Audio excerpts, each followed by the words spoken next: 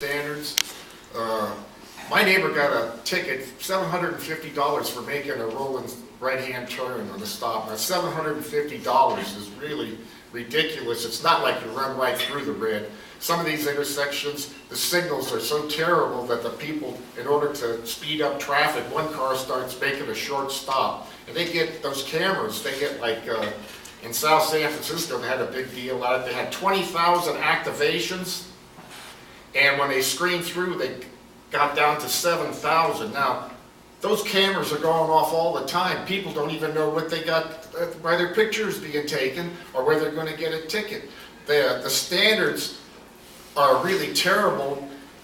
In other words, the police department is actually being an agent of the camera company. You know what I mean? I know.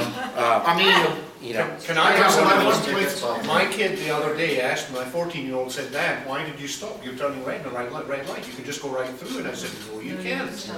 So it's dangerous. So maybe that's the way to drive. no, it's not dangerous The law compared is to... right turn after Supposed to stop, stop first Yes, and then right. red light. Yeah. Not a California rolling red stop. It's not like you ran through the intersection at 30 miles an hour. Right turn after stop. $750. Does anybody think they could afford $750 ticket?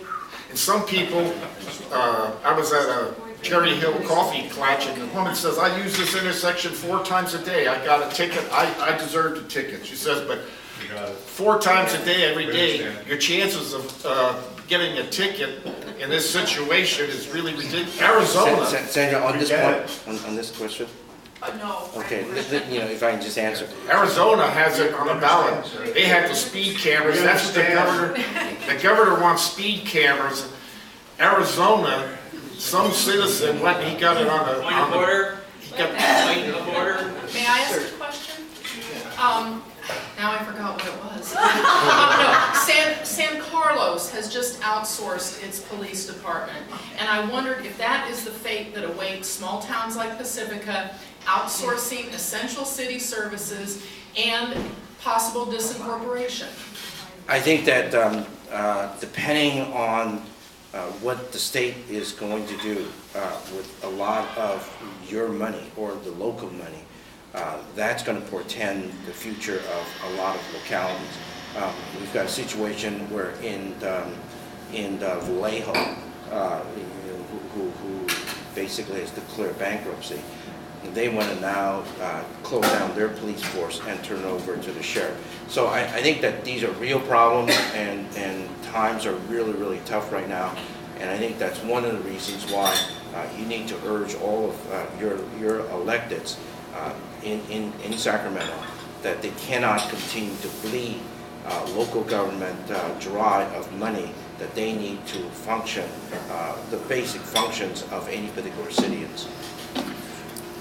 No, you already asked 2 questions. Are you going to Excuse me. support red light legislation? Hey, that's wrong. What are you talking about? Excuse me, pardon me. Pardon me, excuse me, I just want to communicate. We have a limited amount of time. We want to get the most out of the senator's conversation to us. So if you know you've already spoken, please allow someone else to ask a question. We want to at least go and have everybody participate as much as possible. I'd like to raise an issue which was not raised a year ago and which I consider to be one of the most important issues that we have. Supposedly, the United States, and that includes California, is a government of laws and not of men. And it is a government which is based on the rule of law. During the past year, one of the things that happened was that the courts were closed 1 day a month because they didn't have enough money to stay open. Now, you haven't brought that up. It has been said by the courts that they're going to be open every day for the next year, but I don't know where the money is coming from. We cannot close our courts. Closing them 1 day a month was not acceptable, and I would like you to know that there are people out here who feel that we need to have the courts open every day if we're going to be government of laws and not of men. I absolutely agree with you. The courts is one branch of government, and unfortunately, because the governor has the control over their purse string, he made a mandate that various departments would in fact close, and unfortunately that's what happened. Some entities have gone to court, some have been successful, others have not in terms of furlough. As the budget comes up again, we're going to be looking at that particular issue and make it very, very clear to the governor that those kinds of furlough is just penny wise, pound foolish. It just really doesn't work whatsoever.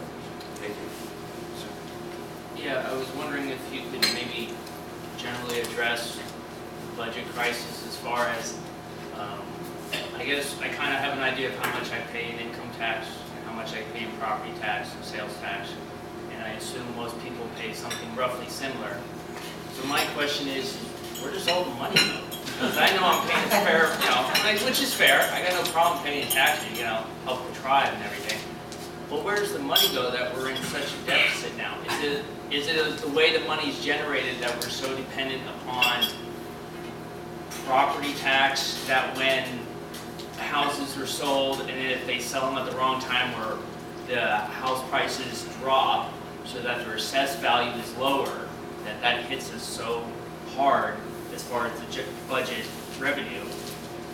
And then perhaps you have maybe some ideas or suggestions of how we can rejigger the generating or how we tax stuff so that we're not as acceptable to peaks and troughs. Just kind of an overall. Well, on the peaks and troughs, there are discussions. The governor did in fact convene a task force, a bipartisan task force that looks at different ways of generating dollars to deal with that particular problem. It's gotten nowhere mainly because we don't have a whole lot of money, and so that's kind of set by the wayside. But some of the ideas that came up, it's something that we will in fact resurrect as we get a little bit more money. But part of our problem in the state of California is that we have an initiative process, and the initiative process really creates havoc in our particular budget. Many of the dollars that we have set aside, whereby it's allocated by law, comes through the initiative process, Are you referring to so much has to be